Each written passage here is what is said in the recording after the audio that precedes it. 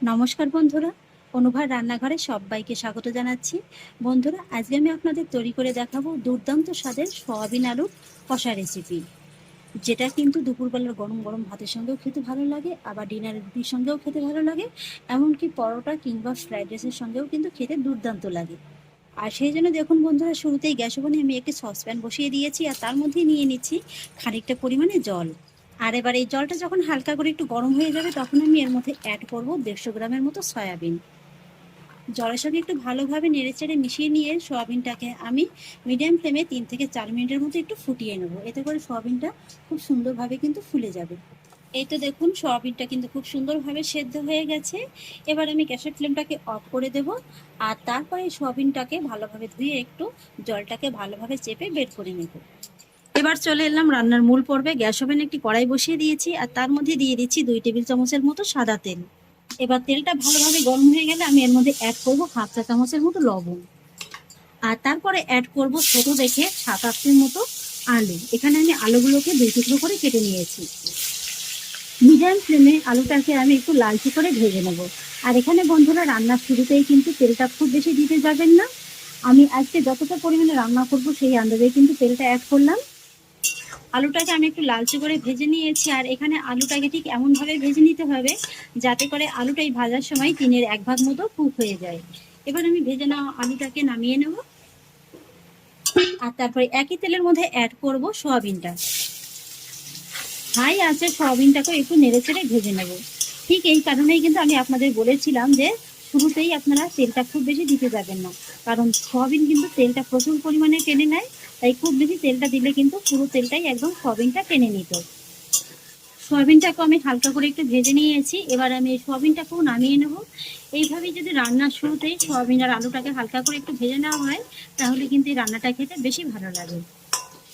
এবার আমি এই একই কড়াইতে অ্যাড করব আবারও 2 টেবিল চামচের মতো তেল, আর তেলের মধ্যে ফোড়নে দিয়ে দেবো সামান্য একটু গোটা গরম মশলা আর একটি তেজপাতা। এবার ফোড়নগুলো হালকা করে একটু ভাজা হয়ে গেলে আমি এর মধ্যে অ্যাড করব মিডিয়াম সাইজের একটি পেঁয়াজ কুচি। পেঁয়াজটাকে প্রথমে তেলের সঙ্গে একটু ভালোভাবে ভেজে নেব। আর এইভাবে যখন পেঁয়াজটা হালকা লালচে করে ভাজা হয়ে যাবে, তখনই এর মধ্যে অ্যাড করতে হবে আদা রসুন বাটা। এখানে আমি 1 চা চামচের মতো আদা রসুন বাটা দিয়ে দিচ্ছি। আর এখানে আদার পরিমাণটা একটু বেশি আছে, আর রসুনের পরিমাণটা একটু কম আছে। এবার আদা রসুনটাকে কিন্তু পেঁয়াজের সঙ্গে একটু হালকা করে ভেজে নেব, যাতে করে আদা রসুনের কাঁচা গন্ধটা খুব ভালোভাবে চলে যায়। আদা রসুনটাকে আমি খুব সুন্দর করে কষিয়ে নিয়েছি। এবার আমি এর মধ্যে অ্যাড করব মিডিয়াম সাইজের একটি পাকা টমেটো কুচি। সেই একই সঙ্গে স্বাদ অনুযায়ী লবণটাও দিয়ে দেবো। এইভাবে শুরুতেই লবণটা দিয়ে দিলে টমেটোটা কিন্তু খুব তাড়াতাড়ি একদম নরম হয়ে যাবে। একদম কম আছে টমেটোটাকে কিন্তু আমি খুব সুন্দর করে কষিয়ে নিয়েছি। দেখুন, অনেকটা কিন্তু নরম হয়ে গেছে। আর এবারে আমি মশলার মধ্যে ঘরে থাকা কয়েকটা শুকনো মশলার উপকরণ অ্যাড করব। তাই প্রথমেই দিয়ে দিচ্ছি 1/2 চা চামচের মতো হলুদ গুঁড়ো, 1/2 চা চামচ লাল লঙ্কার গুঁড়ো, 1/2 চা চামচ জিরে গুঁড়ো, 1/2 চা চামচ ধনে গুঁড়ো, আর 1/2 চা চামচ চিনি। এইভাবে রান্নার শুরুতেই যদি চিনিটা দেওয়া হয়, তাহলে রান্নার স্বাদ এবং রং দুটোই কিন্তু খুব ভালো আসে। এবার আমি শুকনো মশলার উপকরণগুলোকেও কিন্তু একটু ভালোভাবে কষিয়ে নেব। এইভাবে 2-1 মিনিটের মতো একটু সময় নিয়ে মশলাটাকে একটু ভালোভাবে কষিয়ে নিতে হবে। এতে করে মশলাটা দেখবেন খুব সুন্দরভাবে ভাজা ভাজা হয়ে তেলটা কিন্তু হালকা করে একটু ছাড়তে শুরু করে দেবে।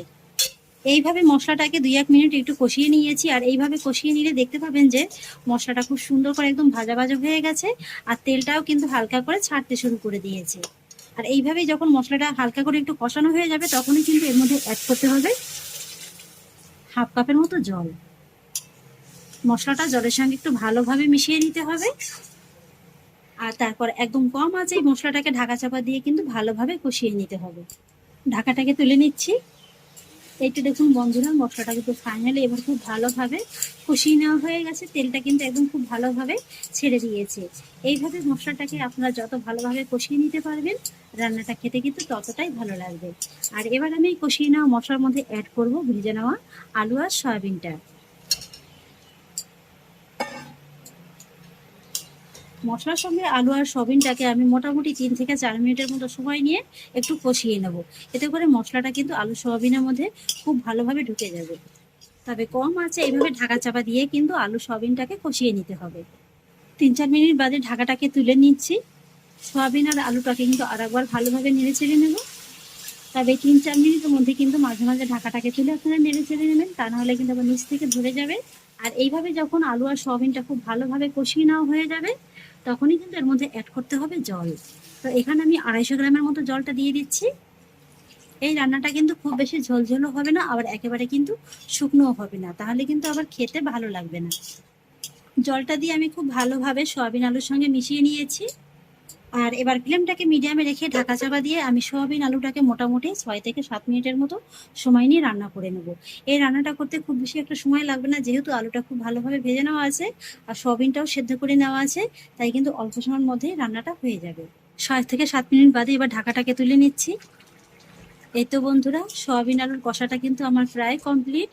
আলুটাকেও একবার চেক করে দেখে নিচ্ছি। এই যে দেখুন, আলুটা কিন্তু খুব সুন্দরভাবে সেদ্ধ হয়ে গেছে। আর এবার আমি সবশেষে এই সয়াবিন আলুর মধ্যে অ্যাড করব 1/2 চা চামচের মতো গরম মশলা গুঁড়ো। ভালোভাবে একটু মিশিয়ে নেব। গরম মশলা গুঁড়োটাকে আমি খুব ভালোভাবে মিশিয়ে নিয়েছি।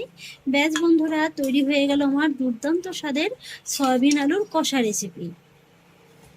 এই যে দেখুন, আর এইভাবে কিন্তু হালকা একটু গ্রেভি থাকতে থাকতে রান্নাটাকে নামিয়ে নেবেন, কারণ এটা যখন ঠান্ডা হয়ে যাবে সয়াবিন কিন্তু এই গ্রেভিটাকে অনেকটা টেনে নেবে।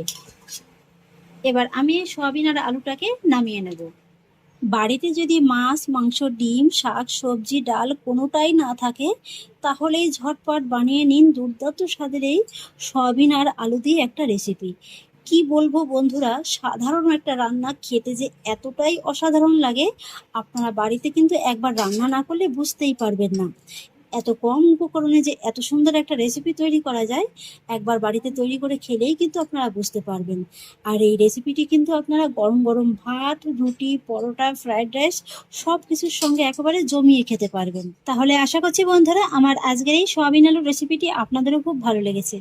যদি একটু হলেও ভালো লেগে থাকে, তাহলে আমাকে অবশ্যই একটা লাইক এবং কমেন্ট করবেন, সেই সঙ্গে বন্ধুদের সঙ্গে শেয়ার করবেন। আর প্লিজ বন্ধুরা, যদি আমার পরিবারের নতুন সদস্য হয়ে থাকেন, তাহলে একটা সাবস্ক্রাইব করে পাশে থাকা বেল আইকনটি প্রেস করে দেবেন। ফিরে আসছি পরের অন্য কোনো নতুন রেসিপি নিয়ে। সবাই ভালো থাকুন, সুস্থ থাকুন, ধন্যবাদ।